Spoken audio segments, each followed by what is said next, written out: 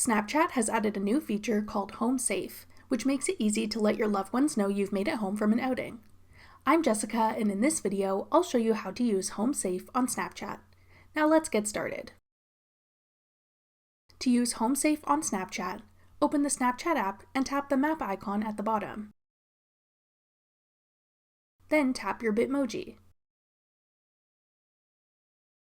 Tap Home. Tap Great. Tap Save. Before leaving your house, go to your chat with the person you want to send Home Safe reminders to. Tap the map icon next to the message text box. Then tap Home Safe.